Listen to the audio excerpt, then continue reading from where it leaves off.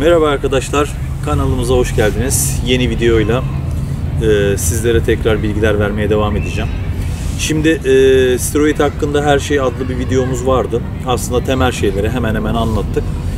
Fakat tabii ki 30 videomuz oldu neredeyse. Tabii soru işaretleriniz var. Bu soru işaretlerinizle alakalı hem sizlerin yorumları, düşünceleri, merak ettiği detaylı konuları tekrar bir gözden geçirdim. Aslında hala kafa karışıklıkları var. Çünkü steroid kullanmak tabii ki çok ciddi bir karar. Yani hayatınızın belli bir aşamasında hani fedakarlık isteyen ve bu fedakarlıkla çok şeyden vazgeçmenizi antisosyal bir yaşama sürükleyen bir durum olduğunu düşünüyorsanız haklısınız. Bunun için bir video hazırladım. Tekrar handikapları, yani karar verirken zorlanmanızı anlıyorum, fakat en azından buna bir ışık tutacak bir video olsun. Şimdi baştan şunu tekrarlayalım. Şimdi neden steroid kullanacağım? En büyük soru işareti bu. Hani ya da kullanmalı mıyım, kullanmamalı mıyım? Bu soruyu tabii ki kendinize defalarca soruyorsunuz. Sonra yanlış bir projeyle, yani steroid kürüyle spordan da soğumanızla sona eren bir döngü yaşamış oluyorsunuz. Bunda da yani bunlar yüzlerce insan. Ne yazık ki size bir istatistik söyleyeyim. Steroid kullananların yani %20'sinde bir başarı oranı var. Aslında çok da yüksek değil. Çünkü binlerce insan kullanıyor ve bundan sonuç elde eden insan sayısı 10 kişiden 2 kişi, 3 kişi. Bunun da nedenini sizlerle şöyle paylaşmak istiyorum. Şimdi ben bir natürel vücut yaptım. İşte inanılmaz bir yere geldim. Antrenman bilgim çok yüksek ve artık beslenmede de yaladım yuttum. En azından kendime antrenörlük yapacak kadar bir bilgim var. Onu düşünüyorsanız hep bundan vazgeçtik. Ben belli bir süreler veriyorum. Yani süre vermek aslında birazcık uzaklaştırmak. Yani tamamen natürel zirveye ulaşmakla alakalı. Aslında bu süre lafını da geri alıyorum. Hatta 2 yıl falan gibi bir süre söylemiştim sizlere. Yani ya o 2 yıl şöyle düşünün.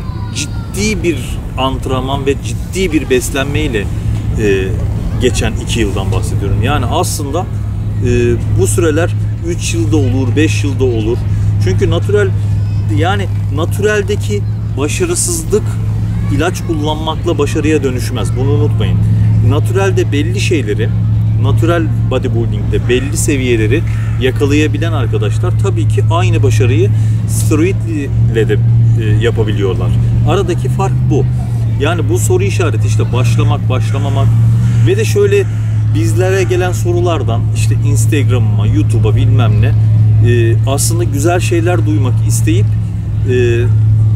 bizi böyle bir aracı olarak kullanmak istiyorsunuz. Ama inanın bunun kararı sizde.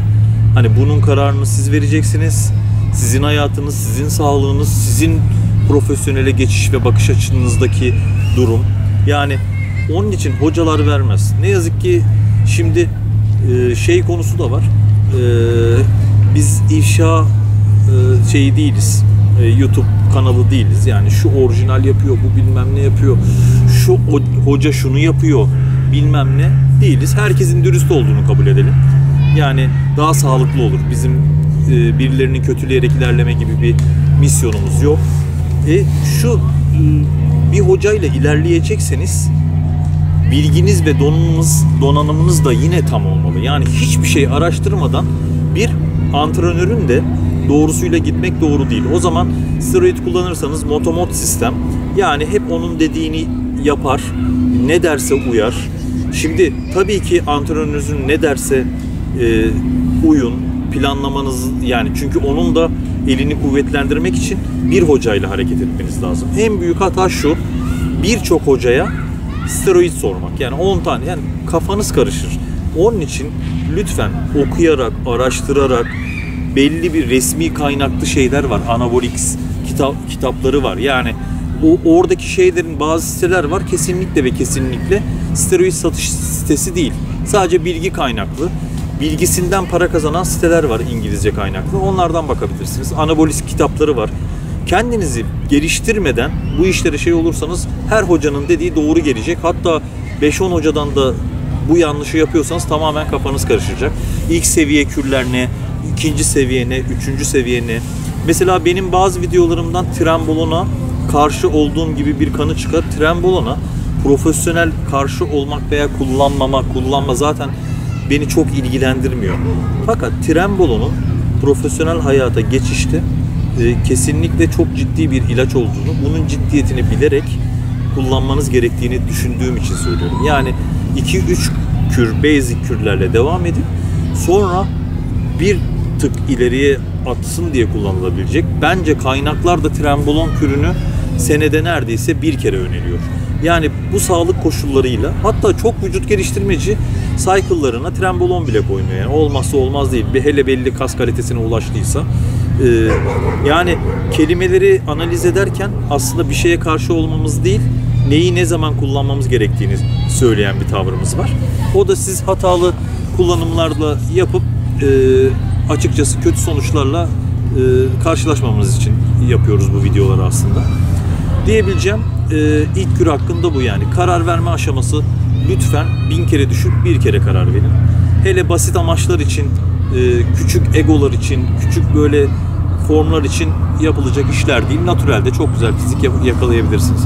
Ha hocam ben karar verdim, bu işi yapıyorum, zaten yaptım, birkaç kür yaptım, verim almadım bilmem ne. Şimdi o konuda şöyle verim alıp almama, tekrar kendimizi tekrar edelim. Kesinlikle ve kesinlikle antrenman sistemleri çok üst düzeyde olacak. Vücut tipinize göre antrenman belirlemelisiniz. Mesela ektomorf antrenmanlar. Ektomorf bir kardeşim işte 2 saat antrenman yaptığını söylüyor. Yani mesela ektomorf vücut, küçük örnek verecek olursam, kısa ve sert antrenmanları sever. Bunun gibi küçük detaylar. Bu küçük detayda kalite gizli. Yani küçük detaylar gelişiminizi, bu küçük detaylar birleşip bir çığ olup büyüyüp sizin gelişmenizi sağlayacak. Şimdi düşünün işte steroid dedim, vitaminler, proteinler, karbonhidratlar, bu döngülerin hepsi dört dörtlük yapılırsa eğer kesinlikle zaten başarıya ulaşırsınız. Bir de şöyle bir kesim oluşmuş. İşte yani ben gördüğüm kadarıyla ya orijinal ilaç değil falan. Bunun orijinal ilaç olup olmadığını, kesinlikle her şeye uymadığınız zaman, yani kürdeki başarısızlığı da ilacı beğenmemekle şey yapıyorsunuz. O zaman hiç alakası yok yani. Her şeyi tam yapın. Ondan sonra bunun kararını verin. Bunun kararını da kan testleriyle anlayabilirsiniz. Yani testosteron oranınızı, işte deka kullandığınız prolaktin seviyenizi bu şekilde sorgulayabilirsiniz. Yani başarısızlığınızı her koşulda da steroidin kalitesine bağlamak da yanlış. Bunu da bilin. Onun için her şey bilimsel. Total testosteronunuza bakarsınız, işte dediğim, tekrar başa döneyim, prolaktin seviyenize bakarsınız, işte bütün işte kolesterol seviyenize bakarsınız. Çünkü kolesterolü biliyorsunuz ters çeviriyor steroidler. İyi huylu olanı düşürüyor, kötü huylu olanı yukarıya çıkarıyor. Bunun gibi örnekler verebilirim. İşte onun dışında ben kürü ne kadar uzunlukta yapabilirim? En çok sorulan sorulardan biri. Şimdi uzun kür tabii hoca öneriyor, antrenör bunu öneriyor gibi bakmayın ama profesyonel arenada pek ilaç kesmek yok. Belli köprüler, yani mesela yarışa 1 sene varsa 1 yıl boyunca bir döngüyle devam edebiliyorsunuz. Bunun da sırrı aslında tablet steroidlerden, karaciğer ve böbrekleri yoran steroidlerden uzak durup sürekli test, her döngünün sonunda test yapabilirsiniz. Bu döngülerin sonunda köprü şeklinde PCT'ler uygulayabilirsiniz. Ve bunun devamlılığında doktor raporu, işte belli, işte hemogramınıza bakarsınız, AST, ALT, işte tiroid, bütün hormonlarınıza baktınız, her şey düzgün. Ondan sonra diğer kür için size yapılması için onayı aslında bu belgeler ve bu veriler ve doneler verecek. Durum bu. Onun dışında işte 1 yıllık bir döngü ciddi bir döngüdür. Onun için bunu antrenörle paslaşarak yapamazsınız. Antrenör arkadaşlar sadece size tecrübesini, yani bizler tecrübesini aktarabiliriz. Yani biz kesinlikle ne doktoruz, ne hekimiz, ne bu konuda çok uzmanız. Yani onun için yapabileceğiniz şeyler bir doktorla paslaşarak, antrenör, zaten ben bana soran kardeşlerimi hep bir hekime, işte bu konuda işte uzman ürolog veya işte herhangi bir aile hekimine yapılması gereken testleri yapması için yönlendiriyorum. Yani benim çalışma stilim bu. Ve bu tip çalışan insanlarla çalışın. Yani başarıya sizi götürecektir. Yani kendiniz de bu titizlikte olun. İlla ki hocaya yönlendirecek diye bir şey yok. Yani hep doktor kontrolünde, hekim kontrolünde gidebilirsiniz. Kür sonu, kür başı yine olabilir. Bakın karaciğeriniz, böbreğiniz, belki bir sağlık sorununuz vardır. Bunu da bilmeniz, kronik bir durum vardır. Yani ciddiye alınmayacak işler değil. Uzun lafın kısası, bunu da anlattıktan sonra şuna geçiş yapalım. Beslenme nasıl olmalı diye. Bunun için de bir video çekmiştim ama yani beslenme şöyle.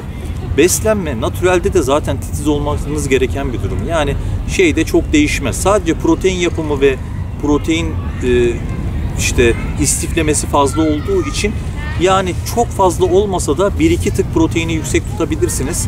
Zaten ufak hataları katalizör görevi yaptığı için açıkçası o hataları absorbe eder. Ama şunu unutmayın. Her steroid tuz ve su tutar. Yani gereksiz yüksek tuz, sodyum, işte gereksiz işte ben büyüyeyim diye dirty bulk yapmaya çalışırken aldığınız kas kadar yağlanma da elde edeceksiniz. O zaman tekrar hep başa dönen bir döngü içerisine gireceksiniz. Bunu da bilin.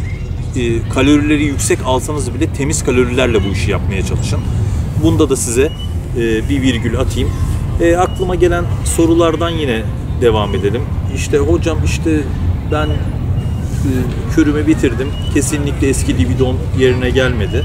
Şimdi PCT konusunda çok büyük yanlışlar var. PCT aslında yani 6-8 hele ciddi bir kürse 6-8 haftalara kadar uzayabilir. Yakın zamanda bir kür projeniz veya diğer küre geçme şeyiniz yoksa. Yani PCT hala pregnil, klomen, tamoksifondan ibaret olan zannedenler var. PCT'nizi aslında çok ciddi bir projedir. Kür kadar önemlidir. İşte klenbuteroller eklenebilir, kreatin eklenebilir, yüksek C vitamini D, E yani uzun lafın kısası PCT çok ciddi bir natürele dönüş kürüdür. Onun için hani PCT'de de şunu, ben hafif bir kür yaptım ve testosteron var. Bakın testosteron olan her kürde PCT olur. PCT'ye gerek yok, sen genç adamsın diye tabir kullanan antrenör arkadaşlara hiç katılamayacağım. Çünkü 21 gün sonra dışarıdan testosteron aldığınızda doğal salgılama durur. Doğal salgılama durunca da PCT kaçınılmaz olur. Yani bir aylık bir kürde bile çok ağır, sert bir PCT olmasa da PCT yapmak zorundasınız. Bu soruda yani diğer hani basit kürler var, işte oksandrolon falan. Biz aslında vücut geliştirmede buna tabii ki 2-3 ilaç istiflendiğinde kür diyoruz. Hani kelime anlamı şekliyle, ama gerçek hani ciddi kürlerin hepsinde yani hafif bile olsa testosteron vardır. Testosteronsuz kür olmaz anlamı çıkartmayın. Zaten ben işte profesyonel yapmak istemiyorum bu işi dediğinizde bir sıralama yapmıştım size. SARMs olabilir, bir tık üstü peptitler olabilir, bir tık üstü growth olabilir. Sonra da testosteronlu kürler başlar. Bu 3 saydığımda testosteronlu kürlerle kombin olabilir. Yani zarar görme sırası budur. Tabii ki bundan mutlaka zarar göreceğim, işte bitti böbreğim, işte karaciğerim falan çıkarmayın, ama risk sırasını saydım. En az riskler tabii ki SARMs'ta ve peptit kürlerinde var. Growth hormonunda da insülin eklemezseniz çok bir şey yok. Ama bunlar tek başına olduğunda bir basit testosteronun verdiği efekti bile ne yazık ki vermiyor. Hafif de olsa böyle bir para harcıyorsanız açıkçası testosteron hormonu da devreye girerse tabii ki 2 kat daha verim artıyor. Bunu da bilin, ne yazık ki diyorum. Yani testosteronsuz kürlerdeki şey hobi kürler oluyor. Yani bunlarla da ciddi uzun kullanımlarda form yakalayabilirsiniz. Şimdi şöyle toparlayacak olursam tekrar en başa dönüyorum. Lütfen karar kısmında %70-80 direksiyon sizde olsun ve güvendiğiniz bir kişiyle, bilgisine güvendiğiniz ve kendiniz araştırma yapmadan sadece bir kişiye körü körüne güvenerek hareket etmeyin. Bu bilimle yapılan bir spordur. Underground bir spordur. Onun için hani sağlık koşullarına birazcık işte uymayan şeyleri vardır. Tabii ki hani şu da bir gerçektir. Sağlık için yapılan kısmı Steroidli yapıldığı zaman tabii ki riskler altındadır. Yani sağlık için spor dememiz mümkün değildir. Onun için bu videom sizi inşallah aydınlatmıştır. Bu tip böyle muhabbet şeklinde videolarım olacak. Sizi böyle steroid hakkında her şey videolarımda böyle çeşitli konular, sorularınızı derleyip tekrar devam edeceğim. Kendinize iyi bakın. Abone olmayı unutmayın. Sizleri seviyorum. Hoşça kalın.